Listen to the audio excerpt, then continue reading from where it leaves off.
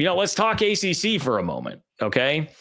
Because the playoff is going to be one this year that should be pretty wild and definitely seems very wide open. And all the ingredients are there for the ACC or Big 12 getting a second team in, because there are so few dominant teams, and like the SEC and Big 10 have kind of beat up on each other. You would think the opportunity would be there this year, but it may not be for either. I have mentioned multiple times now that Andy Staples was one who didn't predict multiple teams for the Big 12 or ACC. It was just a one bid league for each, according to his latest projection here. Really, a lot of how this is breaking down would seem to suggest that the ACC might be in just the same spot that K-State, or that rather the Big 12 is in. Miami lost. Okay, that's a part of this. Brent Key, shout out to him and Georgia Tech. That has been a really feisty program. Seems like it's on the rise. I guess I say that in part because they beat Florida State to begin the year in Ireland, but like, what does that really mean at this point?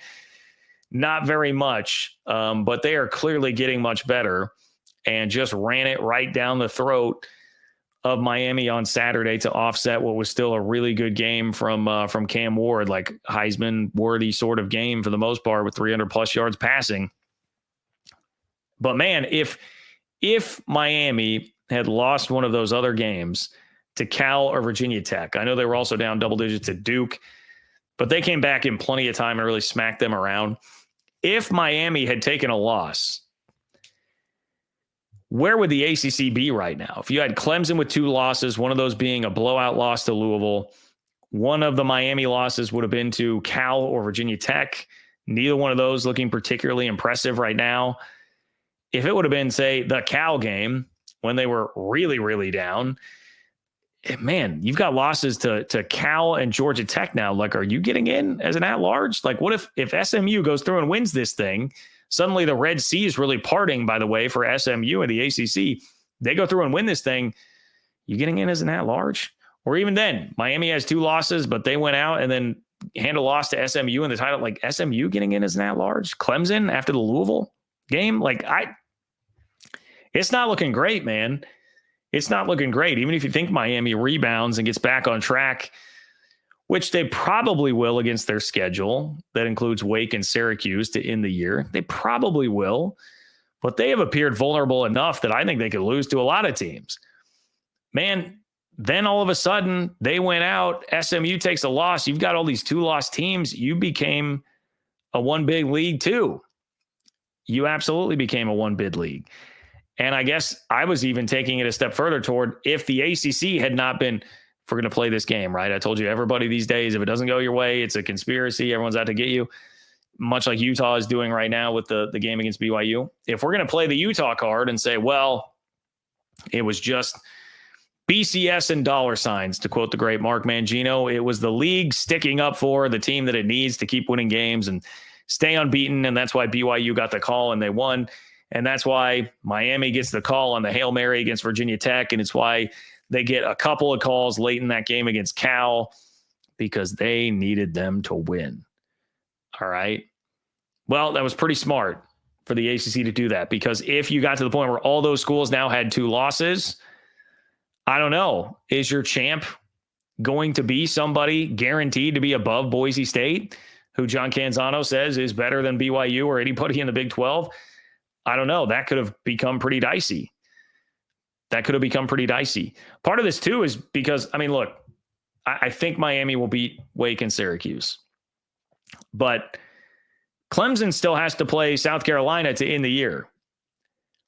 If you've watched South Carolina is a damn good team. That is a 6-3 team that has a 2-point loss at Alabama in a game that you could argue they should have won. And they got really robbed against LSU. I mean, they definitely should have one of those 2 games, and then they could be very much an at-large playoff contention themselves. Now, they've got to go to Clemson at the end of the year, but we've seen that Clemson is very vulnerable at home, getting blasted by that Louisville team, who's not nearly as good, in my opinion, as South Carolina. So Clemson could still be another team that loses here. You know, the point being, the ACC has kind of beat up on itself, much like people thought and now are sort of seeing has happened in the Big 12.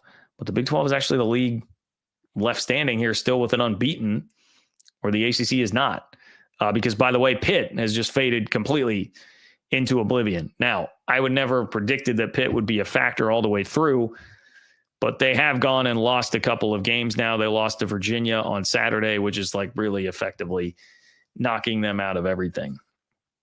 So, hey, just a point to make here, ACC fans, ACC Hive. It's not really looking all that great for your league either. And if you want to come at me, as some of you did with the, hey, it's the Big 12 protecting its own, trying to make sure that the unbeaten team stays unbeaten, that obviously is better for the league for many reasons. Well, you can make the same damn argument that the ACC did that already with Miami, tried a couple of times, and the Canes were just hell-bent on losing one of those games. They were hell-bent on it actually coming crashing down on them at some point, and it finally did. It finally did. That scenario I laid out in the SEC too, by the way, you can wind up with Texas, Georgia, Alabama, Ole Miss, Mizzou, and Tennessee all at 10-2. They could all be 10-2.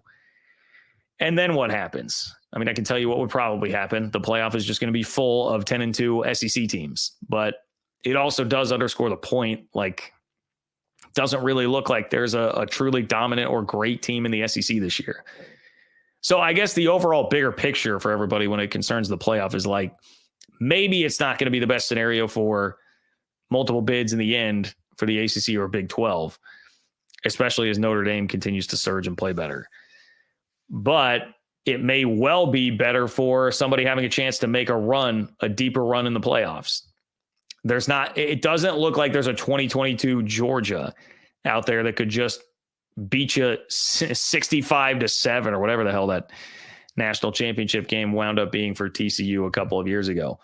It doesn't look like there's a team out there that is going to do that to you. Instead, you've got all these teams at 10-2 that look very flawed in the SEC. I mean, even the Mizzou, that was such a stupid game with Oklahoma on Saturday. And then you've got Eli Drinkwitz running around talking like he won the freaking Super Bowl and saying that they're still in the playoff hunt. Like, whatever. You're a 10-win SEC team. If you are, you probably are in some way still in the playoff hunt. I do understand that. But Mizzou's wins are not going to hold up against all these other teams. I do not think that they would be getting in there. Anyway, that to me is kind of your lay of the land as it concerns the playoff picture right now and how the Big 12 stacks up to the ACC and others. All right, we have a ton of people in here, Twitter folks, especially if you are not subscribed to my Big 12 newsletter, Open for Business, and you want Big 12 news straight to your inbox 3 times a week, totally for free, and not deal with any Big 10 or SEC bias. You're going to get all the news as it relates to the Big 12, not the Big 10 or the SEC. Just go to ofbnews.com. That is ofbnews.com to subscribe to the Open for Business Big 12 newsletter. Or you can click the link in the description of the YouTube video for those who are on YouTube, or if you're on Twitter and you want to just pop over, you can click the link right there. But it's very easy if you just type in ofbnews.com.